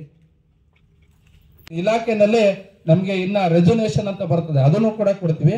ನಿಮ್ಗೆ ಯಾವ್ದಾದ್ರು ಕೂಡ ಅಂದ್ರೆ ನಾವು ಹಾರ್ಟಿಕಲ್ಚರ್ಗೆ ಏನು ಆಮೇಲೆ ಪಾಲಿ ಹೌಸ್ಗೂ ಕೂಡ ಕೊಡ್ತೀವಿ. ಪಾಲಿ ಹೌಸ್ ಇಲ್ಲಿ ಮಾಡಲ್ಲ, ಪಾಲಿ ಹೌಸ್ಗೂ ಕೂಡ ಸಹಾಯಧನ ಇದೆ. ಆಮೇಲೆ ಇನ್ನೊಂದು ಪ್ಯಾಕ್ ಹೌಸ್ ಅಂತ ಹೇಳ್ತೀವಿ. ಪ್ಯಾಕ್ ಹೌಸ್ ಅಂತ ಅಂದ್ರೆ ಅದರಲ್ಲೂ ಕೂಡ 2 ಸ್ಕೀಮ್ಸ್ ಬರ್ತದೆ. ಒಂದು ಪ್ಯಾಕ್ ಹೌಸ್ ಅಂದ್ರೆ ತೋಟದಲ್ಲಿ ಮನೆ ಕಟ್ಟುವಂಥದ್ದು, ಅದಕ್ಕೂ ಕೂಡ ಸಹಾಯಧನ ಇರುವಂತದ್ದು. ಅದಕ್ಕೆ ಜನರಲ್ಗೆ 2 ಲಕ್ಷ ಇರ್ತದೆ, SC ST ಗೂ ಕೂಡ 2 ಲಕ್ಷ ಇರ್ತದೆ. ಅದೇನಾದ್ರು 90% ಆದ್ರೆ ಅವ್ರಿಗೆ ಜಾಸ್ತಿ ಆಗ್ತದೆ. ಮತ್ತೆ ಇನ್ನ ಒಂದು ಫಾರ್ಮ್ ಗೇಟ್ ಅಂತ ಹೇಳ್ತಿರ್ತೀವಿ, ಫಾರ್ಮ್ ಗೇಟ್ ಅನ್ನು ಕೊಡ್ತೀವಿ. ಅದು ಡೈಮೆನ್ಷನ್ ಕಡಿಮೆ ಇರ್ತದೆ, ಆ ಡೈಮೆನ್ಷನ್ಗೂ ಕೂಡ 1 ಲಕ್ಷ ರೂಪಾಯಿ ಸಬ್ಸಿಡಿ ಬರ್ತದೆ. ಅದೆಲ್ಲವನ್ನೂ ಕೂಡ ಮನೆ ಕಟ್ಟುವಂಥದ್ದು ಸರ್ವೆ ನಂಬರ್ ಒಳಗೆ ಕಟ್ಟಬೇಕು. ಯಾಕಂದ್ರೆ ನೀವು ಸೈಟ್ ಇದೆ ಅಥವಾ ಊರ್ ಪಕ್ಕದಲ್ಲಿ ಕಟ್ತೀವಿ ಅಂತ ಇದಕ್ಕೆ ನೀವು ಪಂಚಾಯತಿ ತರದಂತದ್ದಲ್ಲ, ಅದು ಸರ್ವೆ ನಂಬರ್ಲಿ ರೈತರ ಜಮೀನ್ ಒಳಗೆ ಕಟ್ಬೇಕು. ಅದು ಕೂಡ ಒಂದು ಪದ್ಧತಿ ಇದೆ. ಮತ್ತೆ ಅದನ್ನು ಕೂಡ ನೀವು ಬೇಕಾದ್ರೆ ಉಪಯೋಗ, ಅದಕ್ಕೂ ಕೂಡ ಟಾರ್ಗೆಟ್ ಇರ್ತದೆ. ದಯಮಾಡಿ ಅವೆಲ್ಲ ಕೂಡ ಅನ್ಲಿಮಿಟೆಡ್ ಸ್ಕೀಮ್ಸ್ ಎಲ್ಲ ಲಿಮಿಟೆಡ್ ಇರ್ತದೆ. ಡ್ರಿಪ್ ಮತ್ತು ಕೃಷಿಯಲ್ಲಿ ಯಾಂತ್ರೀಕರಣ ಅಂತ ಹೇಳ್ತೀವಲ್ಲ ಅದು ಜಾಸ್ತಿ ಇರ್ತದೆ. ಹಂಗಾಗಿ ತಾವ್ಯಾರು ಕೂಡ ಅದನ್ನ ಯುಟಿಲೈಸ್ ಮಾಡ್ಕೊಳ್ಳೋಂಥವ್ರು ಕೂಡ ಮಾಡ್ಕೋಬಹುದು. ಓಕೆ, ಈ ಕಡೆ ಎಲ್ಲ ನಾವು ಆಲ್ರೆಡಿ ನೀರು ಕೊಡ್ತಾ ಇದೀವಿ. ಪ್ರತಿ ಮನೆಗೂ ನಮ್ಮ ಹೊಸ ಪೈಪ್ಲೈನ್ ಇಂದಾನೆ, ಹೊಸ ನಲ್ಲಿಯಿಂದಾನೆ ನೀರು ಹೋಗ್ತಾ ಇದೆ. ಇನ್ನು ಕೆಲವು ಊರುಗಳಲ್ಲಿ ಕಾಮಗಾರಿ ಶುರುವಾಗಿದೆ. ಇದರಲ್ಲಿ ಏನು ಮಾಡ್ತಿದ್ದೀವಿ ಅಂತ ಹೇಳಿದ್ರೆ, ಒಂದು ಗ್ರಾಮ ಪಂಚಾಯತಿ ಪ್ರತಿ ಊರನ್ನು ಕನ್ಸಿಡರ್ ಮಾಡಿಕೊಂಡು, ಯಾವ್ದಾದ್ರು ಹಳ್ಳಿಗಳು ಹತ್ರ ಇದ್ರೆ 2 ಹಳ್ಳಿಗಳನ್ನ ಜಾಯಿನ್ ಮಾಡಿಕೊಂಡು ಒಂದು ಓವರ್ ಹೆಡ್ ಟ್ಯಾಂಕ್ ಕನ್ಸ್ಟ್ರಕ್ಟ್ ಮಾಡಿ, ಆ ಓವರ್ ಹೆಡ್ ಟ್ಯಾಂಕಿಂದ ಆ ಗ್ರಾಮದ ಪ್ರತಿ ಮನೆಗೂ ಪೈಪ್ಲೈನ್ ಮಾಡಿ ಪ್ರತಿ ಮನೆಗೂ ನಲ್ಲಿ ಕೊಡುವಂಥ ಸ್ಕೀಮ್ ಇದು. ಇದು ಸ್ಟೇಟು ಮತ್ತು ಸೆಂಟ್ರಲ್ದು 2 ಕೋಆರ್ಡಿನೇಷನ್ ಇಂದ ನಡೀತಾ ಇದೆ. ಈ ಸ್ಕೀಮ್ ಜೊತೆಗೆ ನಮ್ದು ಮತ್ತೆ ಮಲ್ಟಿ ವಿಲೇಜ್ ಸ್ಕೀಮ್ ಅಂತ ನಡೀತಾ ಇದೆ. ಈ ಸ್ಕೀಮಲ್ಲಿ ಏನು ಮಾಡ್ತೀವಿ ಅಂತ ಹೇಳಿದ್ರೆ, ಈಗ ನಾವು JJM ಇಂದ ಯಾವ್ಯಾವ ಗ್ರಾಮದಲ್ಲಿ ನಾವು ಟ್ಯಾಂಕ್ಗಳನ್ನ ಕಟ್ಬಿಟ್ಟು ನೀರು ಕೊಡೋಕ್ಕೆ ಪ್ರಾವಿಷನ್ ಮಾಡ್ಕೊಂಡಿದ್ದೀವಿ, ಅದೇ ಟ್ಯಾಂಕ್ಗಳಿಗೆ ಹೇಮಾವತಿ ನದಿಯಿಂದ ಫಿಲ್ಟರ್ ಆಗಿರೋ ನೀರು ಬಂದ್ಬಿಟ್ಟು ಆ ಟ್ಯಾಂಕ್ಗೆ ನಾವು ಹೇಮಾವತಿ ನದಿಯಿಂದ ತುಂಬಿಸ್ತೀವಿ. ಈಗ ಹಿಂದೆ ಎಲ್ಲ ಏನಾಗ್ತಿತ್ತು ಅಂತ ಹೇಳಿದ್ರೆ, ಬರೀ ಸಿಟಿಗಳಿಗೆ ಮಾತ್ರ ಫಿಲ್ಟರ್ ವಾಟರು, ರಿವರ್ ವಾಟರ್ ಸಿಗ್ತಾ ಇತ್ತು, ಸರ್ಫೇಸ್ ವಾಟರ್ ಸಿಗ್ತಾ ಇತ್ತು. ಈಗ ಹಳ್ಳಿಗೂ ಈಗ ನದಿ ನೀರು, ಸರ್ಫೇಸ್ ವಾಟರ್ ರೀಚ್ ಆಗ್ತಾ ಇದೆ. ಈ ಕಾಮಗಾರಿ ಈಗ ನಿಮ್ಮ ಗ್ರಾಮ ಪಂಚಾಯತಿ ಇದರಲ್ಲಿ ಒಂದು ಟ್ಯಾಂಕ್ ಮಾಡ್ತಾ ಇದೀವಿ, ಅದು ಮಲ್ಟಿ ವಿಲೇಜ್ ಸ್ಕೀಮು. ಇನ್ನು ಇಲ್ಲಿ ಪೈಪ್ ಲೈನ್ ಎಲ್ಲ ಏನು ಮಾಡ್ತೀವಿ, ಮನೆಯಲ್ಲಿ ಹಾಕ್ತೀವಿ, ಅದು JJM. 2 ಸ್ಕೀಮ್ಗಳು ಒಟ್ಟಿಗೆ ನಡೀತಾ ಇದೆ. ಈಗ ನಮ್ಮ ನದಿ ನೀರು ಬರಬೇಕು ಅಂದ್ರೆ ಒಂದು ದೊಡ್ಡ ಸ್ಕೀಮ್ ಆಗಿರೋದ್ರಿಂದ ಸ್ವಲ್ಪ ಟೈಮ್ ತಗೊಳುತ್ತೆ. ಕನಿಷ್ಠ ಒಂದು 3-3.5 ವರ್ಷನಾರು ಬೇಕಾಗುತ್ತೆ. ಇದು JJM ಕಾಮಗಾರಿನ ಕೆಲವು ಊರುಗಳು ಕಂಪ್ಲೀಟ್ ಮಾಡಿದ್ವಿ. ಇನ್ನು 1 ವರ್ಷದಲ್ಲಿ ಇಡೀ ಗ್ರಾಮ ಪಂಚಾಯತಿನ ಕಂಪ್ಲೀಟ್ ಮಾಡಿ ಪ್ರತಿ ಮನೆನ ಕವರ್ ಮಾಡಿ ನೀರು ಕೊಡ್ತೀವಿ ಅಂತ ಹೇಳ್ತೀವಿ. ಗ್ರಾಮಸ್ಥರಿನ ಡೌಟ್ ಇದ್ರೆ, ಫೀಸು ಅದು ಪ್ರತಿ ಮನೆಗೂ ನಲ್ಲಿ ಹಾಕಿ ಪ್ರತಿ ಮನೆಗೂ ನಾವು ಮೀಟರ್ ಹಾಕೊಡ್ತಾ ಇದೀವಿ. ಇದ್ರ ಫೀಸ್ ಬಗ್ಗೆ ನಮಗೆ ಕ್ಲಿಯರ್ ಡೈರೆಕ್ಷನ್ ಇನ್ನೂ ಬಂದಿಲ್ಲ. ನನ್ನ ನಾಲೆಡ್ಜ್ ಪ್ರಕಾರ ಏನಿರ್ಬೋದು ಅಂತ ಹೇಳಿದ್ರೆ, ನಿಮ್ಮ ಗ್ರಾಮ ಪಂಚಾಯತಿಯಲ್ಲಿ WWC ಕಮಿಟಿ ಇರ್ತದೆ, ಗ್ರಾಮ ಪಂಚಾಯತಿ ಮೆಂಬರ್ ಅಧ್ಯಕ್ಷರು ಇರ್ತೀರಾ, ನೀವುಗಳು ಡಿಸೈಡ್ ಮಾಡಿಕೊಂಡು ಒಂದು ಲೀಟ್ರಿಗಿಷ್ಟು ಅಥವಾ ಒಂದು 100 ಲೀಟ್ರಿಗಿಷ್ಟು ಅಂತ ಫಿಕ್ಸ್ ಮಾಡಬಹುದು ಅಂತ ಅನ್ಕೊಂಡಿದ್ದೀನಿ. ಬಟ್ ಕ್ಲಿಯರ್ ಗೈಡ್ಲೈನ್ಸ್ ಇನ್ನೂ ಬಂದಿಲ್ಲ ಮೀಟರ್ ಬಗ್ಗೆ. ಜೊತೆಗೆ ಆರೋಗ್ಯದ ಬಗ್ಗೆ ಒಂದು ಅರಿವು ಇರಬೇಕು ಅಂತೇಳಿ ಒಂದು ಈಗಾಗಲೇ ತರಬೇತಿ ನೀಡಿದೆ. ಜೊತೆಗೆ ಪ್ರತಿ ತಿಂಗಳು ಅವರು ವಿಶೇಷವಾಗಿ ಒಂದು NCD ಕ್ಯಾಂಪ್, ಅಂದರೆ ಅಸಾಂಕ್ರಾಮಿಕ ರೋಗದ ಬಗ್ಗೆ ಒಂದು ಕ್ಯಾಂಪ್ ಮಾಡಬೇಕು ಅಂತೇಳಿ. ಅಸಾಂಕ್ರಾಮಿಕ ರೋಗ ಅಂದರೆ ನಿಮಗೆಲ್ಲ ಗೊತ್ತಿದೆ. ಸಾಂಕ್ರಾಮಿಕ ರೋಗ ಅಂದರೆ ಒಬ್ಬರಿಂದ ಒಬ್ಬರಿಗೆ ಹರಡ ಅಂಥದ್ದು. ಅಸಾಂಕ್ರಾಮಿಕ ರೋಗ ಅಂದರೆ ಒಬ್ಬರಿಂದ ಒಬ್ಬರಿಗೆ ಹರಡಲ್ಲ. ಉದಾಹರಣೆ ನಿಮಗೆಲ್ಲ ಗೊತ್ತಿದೆ, ಸಕ್ಕರೆ ಕಾಯಿಲೆ, BP, ಕ್ಯಾನ್ಸರು, ಇವೆಲ್ಲ ಅಸಾಂಕ್ರಾಮಿಕ ರೋಗಗಳು, ಅಂದರೆ ಒಬ್ಬರಿಂದ ಒಬ್ಬರಿಗೆ ಹರಡಲ್ಲ. ಇತ್ತೀಚಿನ ದಿನಗಳಲ್ಲಿ ನಮ್ಮದು ಜೀವನ ವ್ಯವಸ್ಥೆ ಪದ್ಧತಿ ಚೇಂಜ್ ಆಗ್ತಾ ಇದೆ, ಆಹಾರ ಪದ್ಧತಿಗಳು ಚೇಂಜ್ ಆಗ್ತಾ ಇದ್ದಾವೆ, ಎಲ್ಲ ಒತ್ತಡದ ಜೀವನ ಅನುಭವಿಸ್ತಾ ಇದ್ದೀವಿ. ಹಿಂದೆ ನಿಮಗೆಲ್ಲ ಗೊತ್ತಿದ್ದಂಗೆ ಮನೇಲಿ 15-20 ಜನ ಅವಿಭಕ್ತ ಕುಟುಂಬ ಇರ್ತಾ ಇತ್ತು. ಈಗ ಆ ಥರ ಅವಿಭಕ್ತ ಕುಟುಂಬ ಎಲ್ಲೂ ಇಲ್ಲ. ಕನಿಷ್ಠ ಒಂದು ಮನೆಯಲ್ಲಿ 4 ಜನ 5 ಜನ ಇರೋದಕ್ಕೆ ಸುಸ್ತು. ಆದ್ರೂ 4 ಜನ 5 ಜನ ಇದ್ರೂ ಅಷ್ಟೇ ಒತ್ತಡದಿಂದ ಇರ್ತೀವಿ. ಈಗ ಮನೇಲಿ ಹೆಂಗಸರಾದವರು ಬೆಳಗ್ಗೆ ಎದ್ದ ತಕ್ಷಣ ಅವ್ರ ಮನೆ ಕೆಲಸಗಳು, ಕಸ ಗುಡಿಸೋದು, ಪಾತ್ರೆ ತೊಳೆಯೋದು, ಅಡುಗೆ ಮಾಡ್ಕೊಡೋದು, ಯಜಮಾನ್ರು ಏನೋ ಕೆಲಸಕ್ಕೆ ಹೋಗ್ತಾರೆ ಅಥವಾ ಎಲ್ಲಾರ ವ್ಯವಸಾಯಕ್ಕೆ ಹೋಗ್ತಾರೆ. ಮಕ್ಕಳು ಅಂತೂ ಎಲ್ಲ ಕಾನ್ವೆಂಟ್ಗೆ ಹೋಗಿರ್ತಾರೆ, ಸ್ಕೂಲ್ಗೆ ಹೋಗಿರ್ತಾರೆ, ಒತ್ತಡ. ಆಮೇಲೆ ಮಕ್ಕಳು ಅಷ್ಟೇ, ಮುಂಚಿನಂಗೆ ಮಕ್ಳಿಗೆ ಯಾರಿಗೂ ಫ್ರೀಯಾಗಿ ಕೊಡ್ತಾ ಇಲ್ಲ. ಈಗ ಮಕ್ಕಳು ಒಬ್ಬ 90% ತೆಗಿತಾರೆ, ಇಲ್ಲ ಒಂದು 90 ತೆಗಿತಾನೆ 91 ತೆಗಿಬೇಕು, 91 ತೆಗೆದ್ರೆ ಮುಂದಿನ ಸಲ 95 ತೆಗಿಬೇಕು. ಆ ಥರ ಮಕ್ಕಳಿಗೂ ನಾವು ಒತ್ತಡ ಕೊಡ್ತಾ ಇದ್ದೀವಿ. ಆದರೆ ಏನು ಮಾಡೋಕ್ಕಾಗಲ್ಲ, ಈ ಥರ ಒಂದು ವ್ಯವಸ್ಥೆನೂ ಆಗಿದೆ. ಹಾಗಾಗಿ ಎಲ್ಲ ಒತ್ತಡದಿಂದ ಇದ್ದೀವಿ. ಆಮೇಲೆ ಆಹಾರ ಪದ್ಧತಿನೂ ಅಷ್ಟೇ. ಈಗೆಲ್ಲ ಗೊತ್ತಿದ್ದಂಗೆ ಮುಂಚೆ ಏನು ಸೊಪ್ಪು ಸಾರು, ರಾಗಿ ಮುದ್ದೆ, ರಾಗಿ ರೊಟ್ಟಿ ತಿಂತಾ ಇದ್ವಿ. ಇವಾಗ ಅವು ತುಂಬ ಕಡಿಮೆ ಆಗ್ಬಿಡುತ್ತೆ. ಬೆಳಗ್ಗೆ ಮಕ್ಕಳು ತಿಂಡಿ ಏನು ಅಂದರೆ ಇದು ರಾಗಿ ರೊಟ್ಟಿ ಅಂತ ಹೇಳೋದೇ ಇಲ್ಲ. ನೂಡಲ್ಸು, ಅದು ಬಿಟ್ಟರೆ ಇಡ್ಲಿ, ದೋಸೆ, ಚಿತ್ರಾನ್ನ, ಪುಳಿಯೋಗರೆ, ಪಲಾವ್, ಮ್ಯಾಗಿ, ಈ ಥರ ಆಗೋಗ್ಬಿಟ್ಟಿದೆ. ಅಂದರೆ ನಾವು ರಾಗಿ ಏನು ಒಂದು ಒಳ್ಳೆ ಪೌಷ್ಟಿಕಾಂಶಯುಕ್ತ ಆಹಾರ ಇದೆ, ಅದನ್ನು ಆದಷ್ಟು ಕಡಿಮೆ ಮಾಡ್ತಾ ಇದ್ವಿ. ಆದರೂ ಈಗಿನ ಮಕ್ಕಳು ಅಷ್ಟೇ ರಾಗಿ ರೊಟ್ಟಿ, ರಾಗಿ ಮುದ್ದೆ ಅಂದರೆ ತಿನ್ನಲ್ಲ. ಆಗಲೇ ದಯವಿಟ್ಟು ಸ್ವಲ್ಪ ಅದ್ರ ಬಗ್ಗೆ ಮಕ್ಕಳಿಗೆ ಒಂದು ಅಭ್ಯಾಸ ಮಾಡಿಸಿ ಅಂತ ನನ್ನ ಒಂದು ಮನವಿ. ಜೊತೆಗೆ ಅದ್ರ ಬಗ್ಗೆ ಒಂದು 2 ನಿಮಿಷದಲ್ಲಿ ಈ ಸಕ್ಕರೆ ಕಾಯಿಲೆ ಬಗ್ಗೆ ಒಂದು ಹೇಳ್ತೀನಿ. ಸಕ್ಕರೆ ಕಾಯಿಲೆನೂ ಅಷ್ಟೇ, ಅದು ಚಿಹ್ನೆಗಳು ಬಂದು ತುಂಬ ಸುಸ್ತಾಗೋದು, ನಡಿಬೇಕಾದ್ರೆ ಏದುಸು ಬರೋ ಅಂಥದ್ದು, ಆಮೇಲೆ ಪದೇ ಪದೇ ಮೂತ್ರ ವಿಸರ್ಜನೆಗೆ ಹೋಗೋ ಅಂಥದ್ದು, ಹಸಿವು ಜಾಸ್ತಿ ಆಗೋ ಅಂಥದ್ದು, ಆಮೇಲೆ ಸ್ವಲ್ಪ ಕಣ್ಣು ಮೊಬ್ಬಾಗೋ ಅಂಥದ್ದು, ಆಮೇಲೆ ಏನಾರ ಗಾಯ ಆದರೆ ಬೇಗ ವಾಸಿ ಆಗಲ್ಲ, ಆಮೇಲೆ ಪಾದ ಎಲ್ಲ ಒಂಥರ ಉರಿ, ಇವೆಲ್ಲ ಸಕ್ಕರೆ ಕಾಯಿಲೆ ಚಿಹ್ನೆಗಳು. ಸಕ್ಕರೆ ಕಾಯಿಲೆ ಬರೋ ಕಾರಣನೂ ಅಷ್ಟೇನೆ. ಅದರಲ್ಲೂ ವಿಶೇಷವಾಗಿ ನಮ್ಮ ಭಾರತ ದೇಶ ಈ ಮಧುಮೇಹಿಗಳ ದೇಶ, ಅಂದರೆ ಸಕ್ಕರೆ ಕಾಯಿಲೆ ದೇಶ ಅಂತ ಪ್ರಸಿದ್ಧಿ ಆಗ್ಬಿಟ್ಟಿದೆ. ಒಂದು ತಜ್ಞರ ಸಮೀಕ್ಷೆ ಪ್ರಕಾರ 10 ಜನಕ್ಕೊಬ್ಬರಿಗೆ ಸಕ್ಕರೆ ಕಾಯಿಲೆ ಇದೆ. ಈ ಹಿಂದೆ ನಾವು ಅನ್ಕೋತಾ ಇದ್ವಿ ಅದೇನು ಬರೀ ಪೇಟೆಲಿರೋರಿಗೆ ಅವ್ರು ಕೆಲಸ ಮಾಡಲ್ಲ, ತಿಂದು ಬದುಕು ಬೆಳೆಸ್ಕೊಂಡಿರ್ತಾರೆ, ಆ ಥರ ಹೇಳ್ತಾ ಇದ್ವಿ. ಬಟ್ ಈಗ ಆ ಥರ ಇಲ್ಲ. ಗ್ರಾಮೀಣ ಪ್ರದೇಶಗಳಿಗೆಲ್ಲ ಗೊತ್ತಿದೆ. ಸುಮಾರು ಪರೀಕ್ಷೆ ಮಾಡಿಸಿದ್ರೆ ಎಲ್ಲ ಪರೀಕ್ಷೆ ಮಾಡಿ ಸುಮಾರು ಸಿಗ್ತಾರೆ. ಸುಮಾರು ಮನೆಯಲ್ಲಿ ಸಕ್ಕರೆ ಕಾಯಿಲೆ ಇದ್ದಾರೆ. ಹಾಗಾಗಿ ಏನಂದ್ರೆ ಇವೆಲ್ಲ ನಾನು ಆಗಲೇ ಹೇಳ್ದಂಗೆ ಒತ್ತಡದ ಜೀವನ, ಆಹಾರ ಪದ್ಧತಿಗಳು, ಆಮೇಲೆ ನಾವು ಸೊಪ್ಪು ತರಕಾರಿ ಆದಷ್ಟು ಕಡಿಮೆ ಮಾಡ್ತಾ ಇದ್ದೀವಿ. ಆಮೇಲೆ ಎಲ್ಲ ಪೆಸ್ಟಿಸೈಡು, ರಾಸಾಯನಿಕ ಗೊಬ್ಬರ ಬೆಳೆದು ಹಾಕಿಬಿಟ್ಟು ಬೆಳೆಯೋ ಅಂಥದ್ದು. ಹಿಂದೆ ಏನು ಈ ದನಿನ ಗೊಬ್ಬರ ಹಾಕಿ ಮಾಡ್ತಾ ಇದ್ವಿ, ಅವು ಕಡಿಮೆ ಆಗ್ತಾ ಇದ್ದಾವೆ. ಎಲ್ಲ ಕಾರಣದಿಂದ ಸಕ್ಕರೆ ಕಾಯಿಲೆ ಜಾಸ್ತಿ ಆಗ್ತಾ ಇರೋದು. ಆಮೇಲೆ 30-40 ವರ್ಷ ಮೇಲ್ಪಟ್ಟರು ದಯವಿಟ್ಟು ಆಸ್ಪತ್ರೆಗೆ ಹೋಗಿ ಸಕ್ಕರೆ ಕಾಯಿಲೆ, BP ಪರೀಕ್ಷೆ ಮಾಡಿಸ್ಕೊಳ್ಳಿ.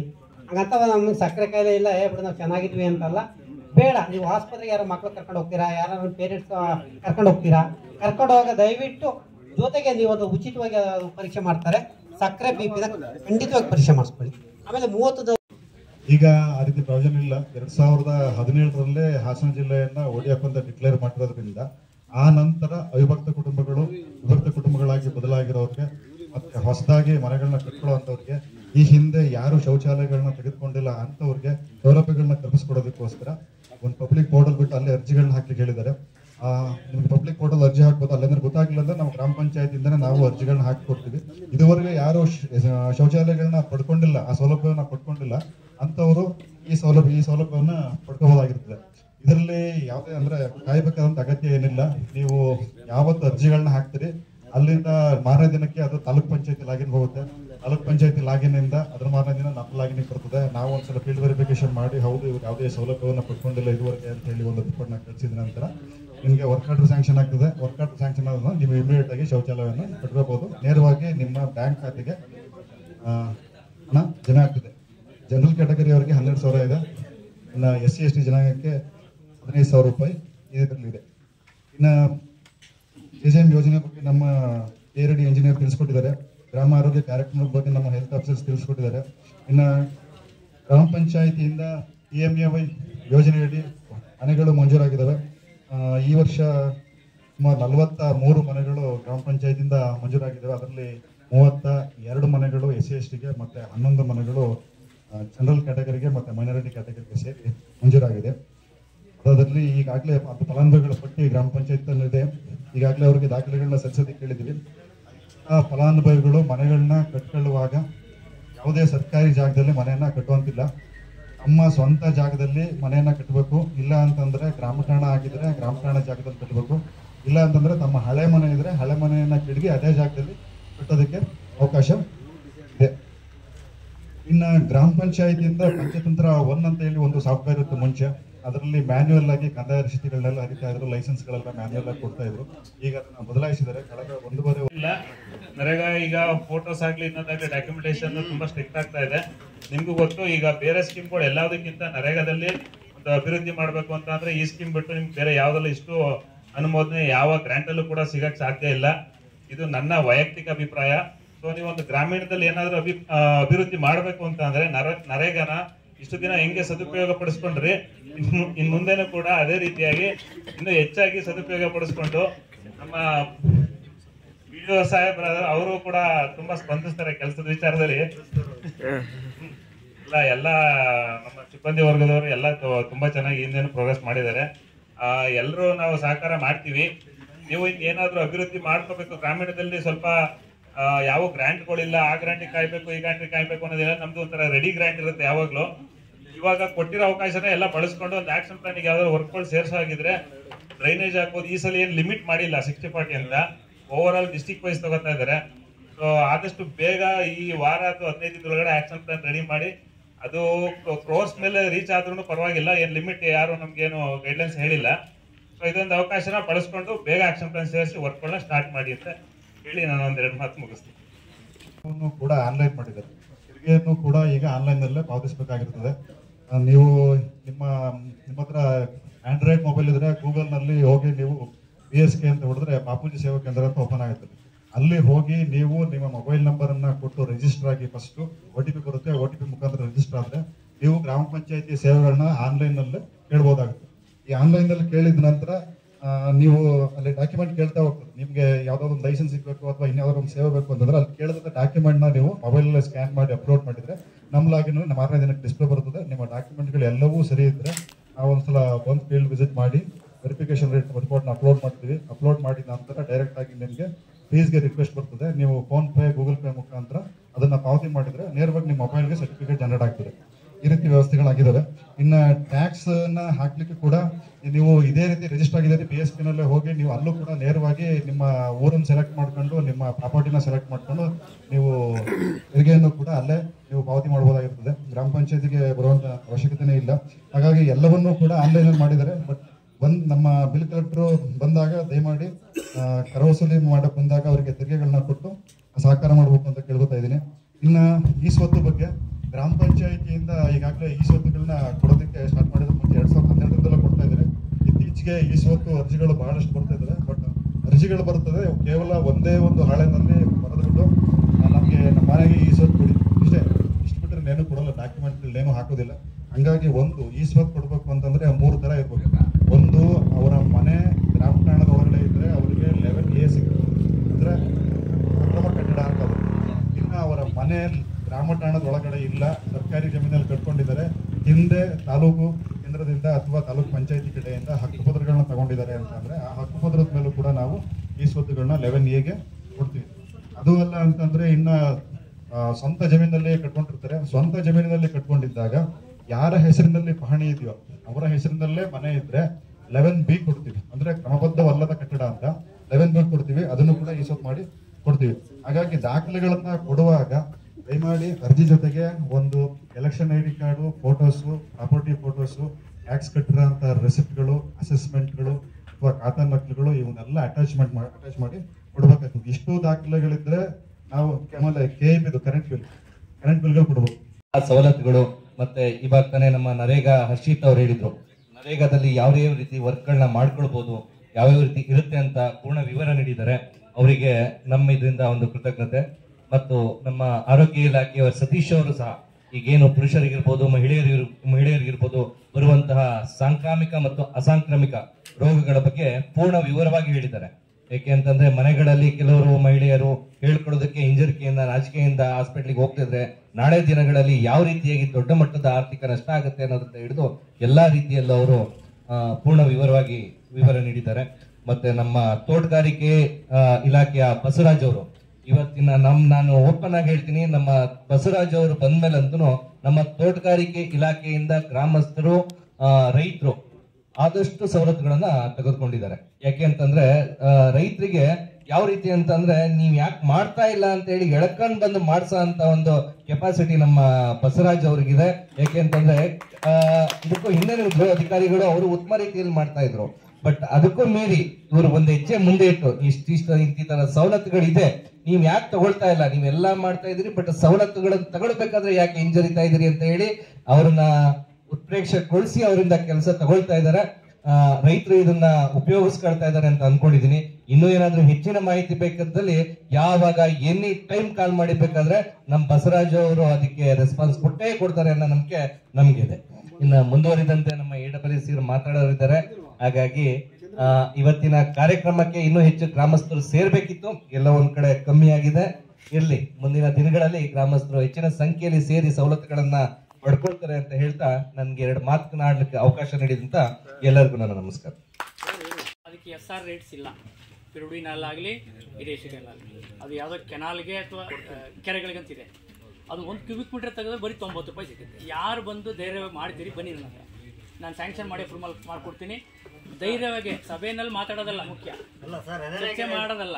ನೀವು ಯಾರಾದರೂ ಒಬ್ರು ನಾನು ಸ್ವಚ್ಛ ಮಾಡ್ತೀನಿ ಸರ್ ಮಡಬಲು ಗ್ರಾಮದಲ್ಲಿ ಒಂದು ಬೀದಿನ ಅನ್ಕೊಂಡಿದ್ರೆ ಬನ್ನಿ, ನಾವು ಸ್ಯಾಂಕ್ಷನ್ ಮಾಡಿ ನಮ್ಮ ಕಡೆ ನೀವು ಕ್ಲೀನ್ ಮಾಡಿದ್ರೆ ಇಮಿಡಿಯೇಟ್ ಸ್ಪಾಟಲ್ಲಿ ಬಿಲ್ ಕೊಡ್ತೀವಿ. ಯಾರಿದ್ದೀರಿ ಹೇಳಿ ಗ್ರಾಮ ಸಭೆಯಲ್ಲಿ ಚರ್ಚೆ ಮಾಡ್ತಕ್ಕಂಥದ್ದು. ಎಲ್ಲೋ ಚೆಂಗಲ್ ಬೆಳ್ಕೊಂಡಿದೆ, ಕಸ ಇದೆ, ಯಾರು ತೆಗೆಲ್ಲ ಚರ್ಚೆ ಮಾಡ್ತಿರಲ್ಲ. ಯಾರು ಬರೋರು ಮಾಡೋರು ಯಾರು? ನಿಮ್ಮಲ್ಲೇ ಬರ್ಬೇಕದು, ನಿಮ್ಮಲ್ಲೇ ಬರ್ಬೇಕದು. ನಾವೇನೋ ಸ್ವಲ್ಪ ಫಾರ್ಮಾಲಿಟೀಸ್ಗೆ ಯಾವ್ದಾದ್ರು ಒಂದು 10 ಕ್ಯೂಬಿಕ್ ಮೀಟರ್ ಇದ್ರೆ ಇವ್ರಿಗೊಂದು 20 ಮೀಟರ್ ಬರ್ಕೊಡ್ಬೋದು. ನಿಮ್ಮಲ್ಲಿ ಇನ್ನೊಬ್ರು ಬರ್ತಾರೆ ಮಾಹಿತಿ ಹಾಕೊಂಡು, ಅಲ್ಲಿ ಅವ್ನು ಜಂಗಲ್ ತೆಗದೇ ಇಲ್ಲ, 30,000 ಇರೋದೇ 30,000 ಇಟ್ಕೊಂಡಿರ್ತಾರೆ ಅವರು. ಆ 30,000ಕ್ಕೆ ಒಬ್ರು ಮಾಹಿತಿ ಹಾಕೊಂಡ್ಬಿಡ್ತಾರೆ. ಸೊ ಹಂಗಾಗಿ ನಿಮ್ಮಲ್ಲೇ ಒಂದು ಯೂನಿಟಿ ಇಲ್ಲ. ಎಲ್ಲ ವಿಲೇಜನ್ನು ಸ್ವಚ್ಛ ಮಾಡ್ಬೋದು, ಬನ್ನಿ ನಾವಿದ್ದೀವಿ. ಕೋಆರ್ಡಿನೇಷನ್ ಮಾತ್ರ ಹಂಗಾಗಿ ನಾನು ಇಷ್ಟು ಮಾತುಗಳನ್ನ ಹೇಳ್ತೀನಿ. ತುಂಬ ಸಂತೋಷ, ನಮಗೂ ಕರೆದಿದ್ದೀರಿ ಗ್ರಾಮ ಸಭೆಗೆ. ಆಯಿತು, ಇದು ಚರ್ಚೆ ಆಗಿದೆ. ಇನ್ನು ಮುಂದೆ ಏನಾದ್ರು ಇತ್ತಂದ್ರೆ ನೀವು ಕೇಳ್ಬೋದು. ನಮ್ಮ PRD ಬಗ್ಗೆ ಏನಾದರೂ ಇದ್ದರೆ ಹೇಳ್ಬೋದು. ನಮ್ಮಲ್ಲಿ ನಮ್ಮದು ಏನಂತಂದರೆ ಅನುಷ್ಠಾನ ಇಲಾಖೆ ಅಷ್ಟೇ, ಪಂಚಾಯತ್ ರಾಜು. ಹಾಗಾಗಿ ಸರ್ಕಾರದ ಬರ್ತಕ್ಕಂಥ ಅನುದಾನ ಅಷ್ಟೇ ನಾವು ಇಂಪ್ಲಿಮೆಂಟೇಷನ್ ಮಾಡ್ಕೊಳ್ತೀವಿ. ನಮ್ಮಲ್ಲಿ ಯಾವುದೇ ಥರದ ಇದಿಲ್ಲ, ಯಾವುದು ಬಹುಮಾನಗಳು ಆಫರ್ಸು ತಗೊಂಡ್ರದು ಅದಲ್ಲ. ಬೇರೆ ಇಲಾಖೆಗಳಿದೆ, ಅವ್ರು ಹೇಳ್ತಾರೆ ನಿಮಗೆ. ಸೊ ನಮ್ಮಲ್ಲಿ ಯಾವುದೋ ಆ ಥರ ಇರಲ್ಲ. ಈ ವರ್ಷ 24-25ನೇ ಸಾಲಿನಲ್ಲಿ ನಮ್ಗೆ ಯಾವುದೋ ಅನುದಾನ ಇನ್ನು ಫೈನಲ್ ಆಗಿಲ್ಲ, ಆಕ್ಷನ್ ಪ್ಲಾನ್ಗಳಾಗಿಲ್ಲ. ಸರ್ ನೋಡಿ, ನಿಮಗೆ ಕಡೆಯಿಂದ ಬರ್ತವೆ ನೋಡಿ, ಇದು ಸಿಮೆಂಟ್ ಒಂದು ರಸ್ತೆಗೆ ಒಂದು ಸೇರ್ಸಕ್ಕೆ ವ್ಯವಸ್ಥೆ ಮಾಡಿ. ಅಲ್ಲ, ನಾವು ಸೇರಿಸ್ಕೊತಾನೆ ಬರ್ತೀವಿ. ಒಂದಂತಂದ್ರೆ ಸರ್ಕಾರದ್ದು ನಮ್ದು 50-54ರಲ್ಲಿ 50 ಲಕ್ಷ ಹೋದ್ ಸರಿ ಪೆಂಡಿಂಗ್ ಇದೆ. ಆದ್ರೆ ಹಿಂದಿನ ಸರಿಗೂ 30 ಲಕ್ಷ ಪೆಂಡಿಂಗ್. ಕೆಲಸ ಮಾಡಿಲ್ಲ, ಕೆಲಸ ಮಾಡಿಸಿದ್ವಿ 50 ಲಕ್ಷಕ್ಕೆ. ಹಂಗಾಗಿ ನಾವು ಹೋದ ವರ್ಷದ ಒಂದು 30-40 ಲಕ್ಷದ ದುಡ್ಡಿಗೆ ಆಕ್ಷನ್ ಪ್ಲಾನ್ ಮಾಡಲಿಲ್ಲ. ಒಂದು ಲಿಸ್ಟ್ ಮಾಡೋಣ, ಬೇಕಾದ್ರೆ ಕೊಡಿ, ನಾವು ಲಿಸ್ಟ್ ಮಾತ್ರ ಹೋಗ್ತಾ ಇದ್ದೇವೆ. ಆಲ್ರೆಡಿ ಇದೇ ಸ್ಪಾಟ್ ಇಂದ ಬಂದು ಲಿಸ್ಟ್ ಹೋಯ್ತೇವೆ. ಅದು ಅನುಷ್ಠಾನಗೊಳ್ಳಕ್ಕೆ ಇಲ್ಲ, ಅದು ಸರಿ. ನೆಕ್ಸ್ಟ್ ಪ್ರಯತ್ನ ಮಾಡ್ತೀವಿ.